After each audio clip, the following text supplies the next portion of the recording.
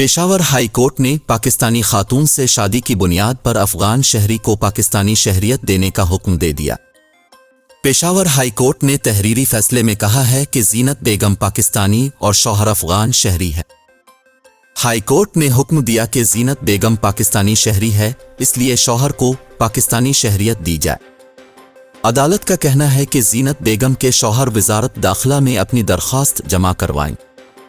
ख्याल रहे कि वफाकी हुकूमत ने गैर कानूनी तौर पर मुकीम गैर मुल्कियों को पाकिस्तान छोड़ने के लिए 29 अक्टूबर तक की डेडलाइन दी है, जिसके बाद से कई खानदान वापस अफगानिस्तान जा चुके हैं।